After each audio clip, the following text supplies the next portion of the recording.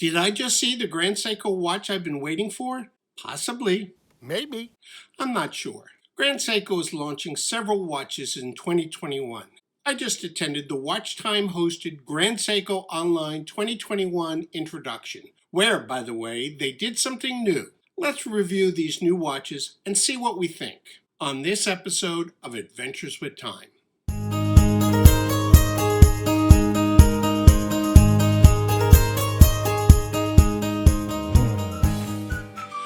I love attending watch events to see and experience new watches, even if it ends up I don't like the watches presented. This is how I learn what I like and discover watches I want to buy.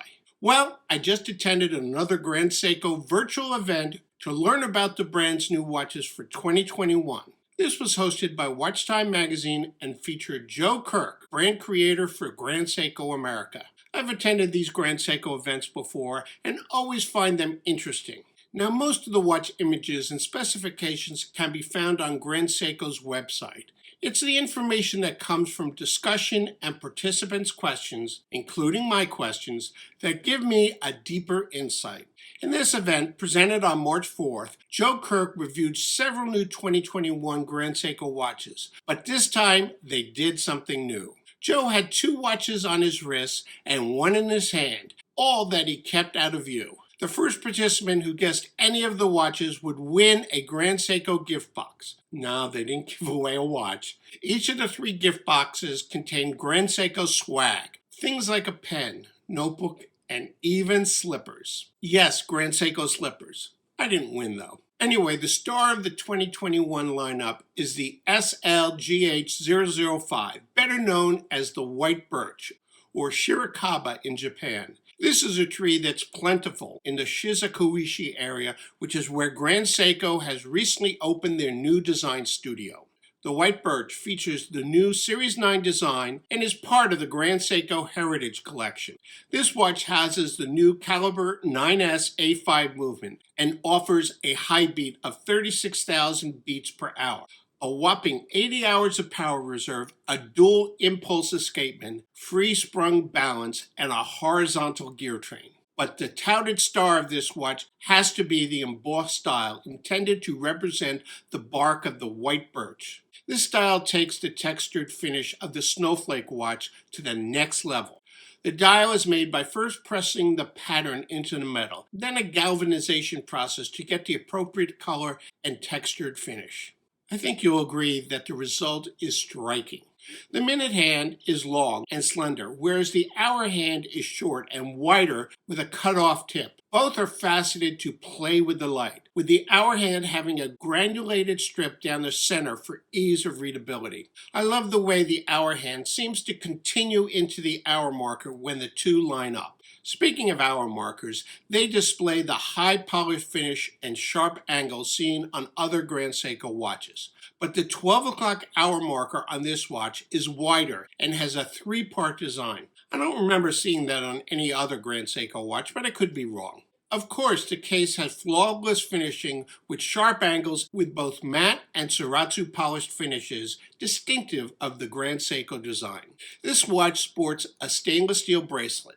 Now, one complaint people have about the Grand Seiko bracelets is the lack of appropriate micro-adjustment capabilities, like many other brands offer. Something I learned during this session through the Q&A is why this is so on Grand Seiko bracelets. Unlike their sports line, which do have bracelets with micro-adjust features, Grand Seiko believes that these non-sport watches should be well balanced on the wrist. Hence, they want a low-profile clasp. Adding micro-adjustment components would make the clasp longer and thicker, not something desired for these watches. To compensate, though, Grand Seiko offered half links, which are really half-plus links. That is, two links are slightly longer than a full link, enabling one to dial in the appropriate size through combinations of full and half links.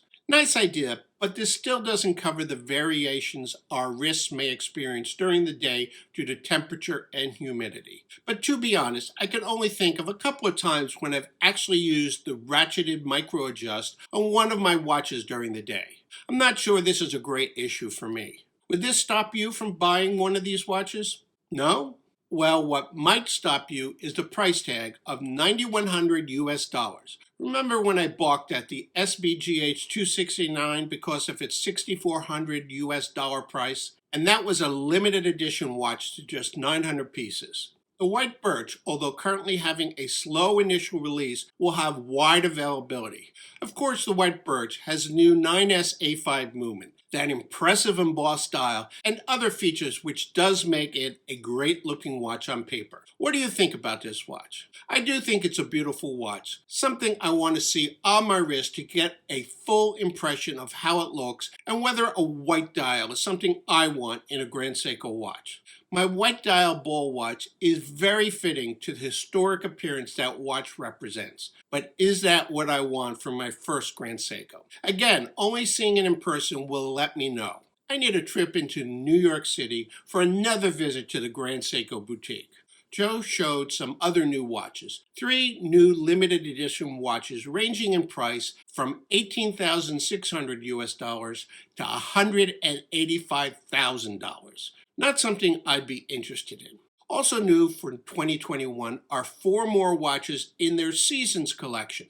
2 mechanical GMT watches at $6,800 US dollars and 2 spring-drive GMT watches at $6,000. I love the influence of nature that Grand Seiko embeds in their watches, and the 24 Seasons line is a great way to emphasize these elements. However, none of these 4 new watches to the line are what I'm looking for in my first Grand Seiko watch. But the White Birch might be just the one that's right for me. As I mentioned in a previous video, I plan to be in New York City in April to work with a Paris strap maker to finalize a new strap for my Patek watch. I'll stop into the Grand Seiko boutique to hopefully give close examination to the White Birch. I'll let you know how that goes.